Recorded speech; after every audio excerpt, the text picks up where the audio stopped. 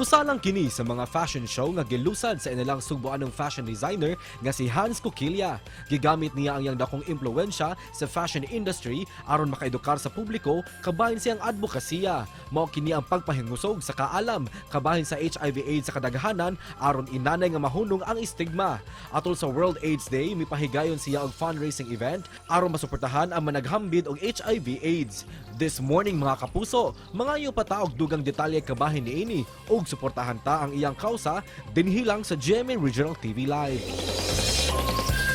Today kalihukan gigpahigayon karong bag-o alang sa World AIDS Day, mga kapuso. Itong pakisayran ang katuyuan sa pagpahigayon niini mapakauban nato Sugbuanong designer master cutter ilang si Hanz Coquilla. Daghan kayong salamat for joining us, Sir Hanz. Good morning nimo ug welcome sa GMA Regional TV Live. Good morning, Nico, and good morning to all the televiewers. Maayong buntag.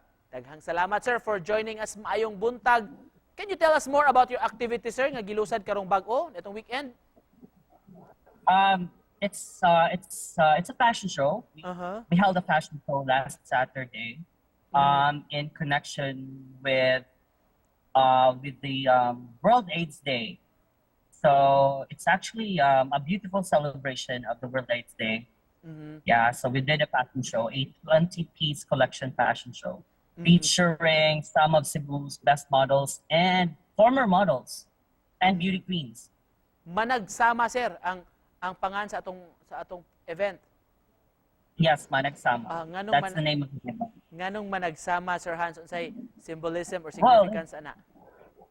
For me, the word managsama means we are all in this together. So, we are all in this together to stop the stigma of, of HIV/AIDS, and that, life should not stop right there.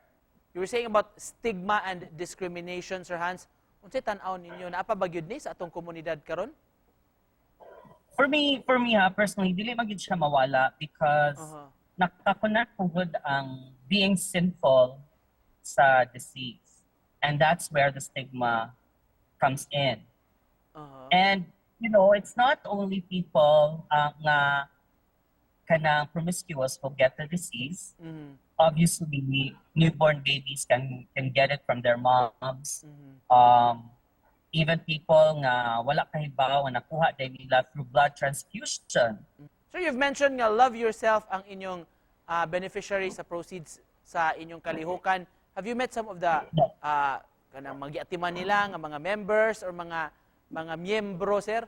Dili man gud ta pwede mo disclose as to kung kinsa na sila because of the stigma again. Yeah. And they might get discriminated. So tanang names and tanang details about them are being kept a secret and being kept confidential, for their security and for their welfare. And I've heard that, and I mean, even the volunteers, even some of the volunteers, wala gyud kaila as to kinsa gyud na sila exactly ang patients or ang katong mga tao nga giatiman. Sir Hanz, kinsa mo gustong pasalamatan sa kalampusan sa inyong activity? Well, first of all, I would like to thank Love Yourself for inviting me to be their feature designer for this year's activity.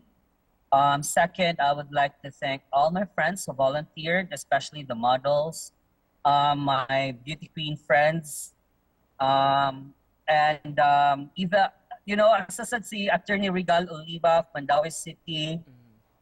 Thank you so much. And also the makeup artists. I mean, everyone, nihatag sila sa ilang services for free, most of them. Sir Hanz, just to close this, message nimo sa atong mga kapuso nga nagtan-aw. So mga kapuso, daghan kayong salamat sa pagtan-aw sa karon nga interview. And again, there is hope. There is hope because, life is beautiful and we should live and we should continue to live, especially karon nga pandemic, dahantang gihuna-huna. And if you need Love Yourself, just feel free to contact Love Yourself. We're open for you to help. Yes. And yeah, thank you so much.